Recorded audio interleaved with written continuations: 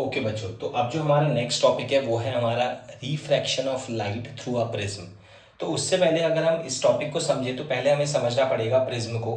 तो प्रिज्म हमारे पास क्या है, बेसिकली ये हमारे पास एक ट्रायंगुलर ट्रायंगुलर प्रिज्म होता है, ठीक है। और यहाँ पे इस ट्रायंगुलर प्रिज्म की जो स्पेशलिटी है वो ये है कि जब भी हम इसके अंदर से कोई भी लाइट रे पास करते हैं तो ये उसको क्या करता है, रिफ्रैक्ट कर देता है, राइट।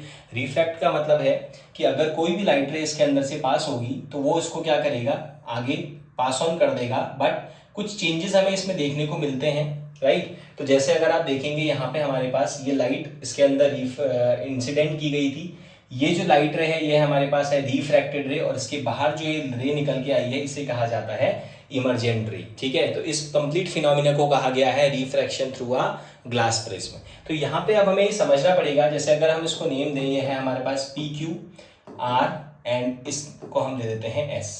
तो यहाँ पे अगर हम बात करें इस पी क्यू रे की, तो इस पी क्यू को कहा जाता है इंसिडेंट रे, ठीक है। इसको कहा जाता है इंसिडेंट रे, जो रे हमारा इस ग्लास के अंदर एंटर कर रही है।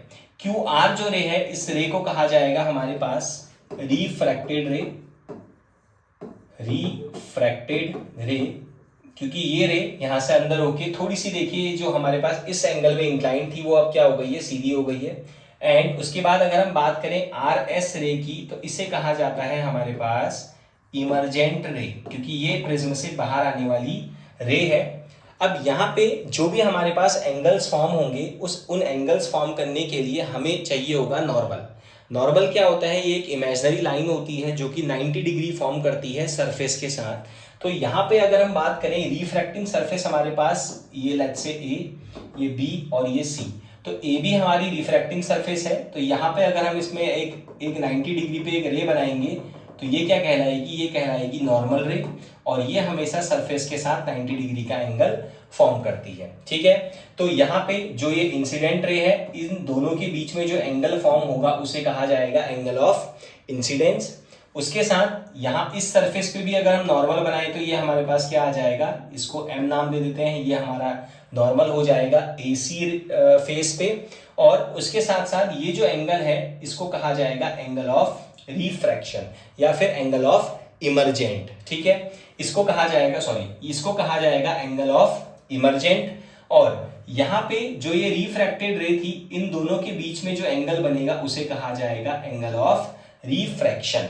तो एक बार ध्यान से सुनिए दोबारा, इंसिडेंट रे और नॉर्मल के बीच में जो एंगल बनेगा वो होगा हमारा एंगल ऑफ इंसिडेंट। उसके साथ जो रिफ्रैक्टेड रे और नॉर्मल के बीच में जो एंगल बनेगा वो होगा एंगल ऑफ रिफ्रैक्शन, और इमर्जेंट रे और नॉर्मल के बीच में जो एंगल बनेगा उसे कहा जाएगा angle of emergent, right. And उसके साथ साथ यहाँ पे हमारे पास कुछ और एंगल्स भी होते हैं, जैसे कि अगर मैं बात करूं इस एंगल की, तो इसे कहा जाता है एंगल ऑफ प्रिज्म, इसे बोला जाता है एंगल ऑफ प्रिज्म। देन उसके बाद अगर हम इस इंसिडेंट रे को थोड़ा सा आगे एक्सटेंड करें, और ठीक है ये परपेंडिकुलर आगे एक्सटेंड करेंगे, और यहाँ से अगर हम ये जो हमारी इमर्जेंट रे है अगर हम इसको एक्सटेंड करेंगे, तो ये जहाँ पे आपस में इंटरसेक्ट करती हैं, इस एंगल को कहा जाता है एंगल ऑफ डेविएशन, ठीक है, जिसे मैंने एंगल डी से रिप्रेजेंट किया है, इस एंगल को कहा जाता है एंगल ऑफ डेविएशन, राइट। इसको मैं आपको यहाँ पे फिगर पे दिखाता हूँ। देखिए ये जो हमारे पास फिगर है, ये फिगर हमारा इसी चीज को रिप्रेजेंट कर रहा है जो मैंने अभी आपको समझाया है। सबसे ऊपर जो एंगल ए लिखा हुआ है that is representing angle of prism. यहाँ से ये पी ई जो रे है ये इंसिडेंट रे है, और आपका एफ एस जो रे है ये है आपका इमर्जेंट रे, ई एफ जो रे है ये है आपका रिफ्रैक्टेड रे, और नॉर्मल और इसके बीच में जो एंगल बनेगा वो आएगा इंसिडेंट एंगल। देन नॉर्मल और इसके बीच में जो एंगल बनेगा that will be emergent angle, और रिफ्रैक्टेड रे और नॉर्मल के बीच में जो एंगल बनेगा that will be angle of refraction, ठीक है। उसके साथ साथ जैसे ही इस रे को आगे एक्सटेंड करेंगे और जो इमर्जेंट रे है एक्सटेंड करेंगे, तो सेंटर जो बीच में जो एंगल बनेगा वो कहलाएगा एंगल ऑफ डेविएशन, ठीक है। तो ये हमारा बेसिकली क्या है, ये फिनोमिना है, जब भी एक लाइट किसी वाइट ग्लास प्रिज्म से पास कराई जाती है तो वो क्या करता है, वो ये सारे डेविएशंस और ये सारा उसको इस रे को रिफ्रैक्ट कर देता है, और इतने सारे एंगल्स हमारे पास बनते हैं, ठीक है। चलिए अब इसी पे हमारे पास एक नेक्स्ट, इसी पे बेस्ड एक नेक्स्ट टॉपिक है जिसे, जो हमारा ग्लास प्रिज्म पे ही डिपेंडेंट है, और इसको कहा जाता है हमारा डिस्पर्जन। ठीक है, अब डिस्पर्जन में जनरली हम क्या करेंगे, सेम चीज, हमारे पास एक ग्लास प्रिज्म होगा और इस ग्लास प्रिज्म को हमें क्या करना है, इस ग्लास प्रिज्म पे हमें एक व्हाइट लाइट को इंसिडेंट करना है। ठीक है, जैसे अगर हम बात करें इसकी, तो देखिए व्हाइट लाइट इंसिडेंट की गई है और ये व्हाइट लाइट अलग अलग 7 रंगों में टूट गई है। ठीक है, 7 रंगों में टूटने का मतलब है कि जो हमारी व्हाइट लाइट होती है, ये व्हाइट लाइट बनी होती है 7 रंगों से। ठीक है, तो जो व्हाइट कलर है, व्हाइट लाइट जो हमारी है ये बनी है 7 कलर से, दैट इज विबग्योर। ठीक है, विबग्योर, जिसका मतलब है violet, indigo, blue, green, yellow, orange and red. Right, तो ये इस 7 कलर के कॉम्बिनेशन को कहा जाता है स्पेक्ट्रम। इसको कहा जाता है स्पेक्ट्रम। अगर आप इसको रिप्रेजेंट करना चाहें तो आप इसे रिप्रेजेंट करेंगे, ये हमारे पास जो 7 कलर्स हैं लाइट के, तो इसे कहा जाएगा स्पेक्ट्रम। व्हाइट लाइट स्पेक्ट्रम बोला जाता है इसे।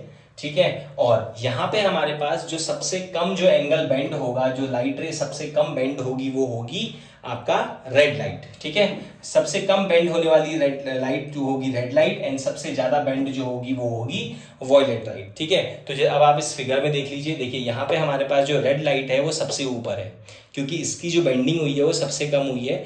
अब इसमें हमारे पास जनरली ये क्वेश्चन पूछता है कि जो हम सबसे पहले हमारी कौन सी ऐसी लाइट है जो सबसे कम बेंड होती है, तो दैट इज रेड लाइट। सबसे ज्यादा जो बेंड होती है दैट इज ब्लू लाइट। उसके साथ साथ अब यहाँ पे हमारे पास इसका रीजन हमें पता होना चाहिए कि रेड लाइट का सबसे कम बेंड होने का कारण क्या है। तो रेड लाइट जो सबसे कम बेंड होती है वो होती है अपनी वेवलेंथ की वजह से, क्योंकि इसकी वेवलेंथ बहुत हाई होती है। राइट, तो दैट मीन्स कि रेड लाइट जो है उसकी वेवलेंथ बहुत ज़्यादा होने की वजह से इसकी जो बेंडिंग है वो क्या होती है, बहुत कम होती है। तो इसीलिए ये क्या है, ये दूर तक विजिबल होती है। और इसी पे बेस्ड एक क्वेश्चन ये भी पूछा जाता है कि जितने भी डेंजर सिग्नल्स होते हैं हमेशा उनको रेड कलर से क्यों शो किया जाता है, क्यों? क्योंकि red light have the maximum wavelength because of which it is less scattered. Right, तो ये लेस स्कैटरिंग होती है रेड लाइट की, and it is easily visible till the long distances. इसीलिए जितने भी डेंजर सिग्नल्स हैं वो हमेशा क्या किए जाते हैं, रेड कलर से रिप्रेजेंट किए जाते हैं। ठीक है, चलिए उसके बाद हम बात करते हैं इस फिनोमिना को बोलते क्या है। तो ये जो हमारा व्हाइट लाइट जो 7 कलर्स में ब्रेक होती है, इस फिनोमिना को कहा जाता है डिस्पर्जन।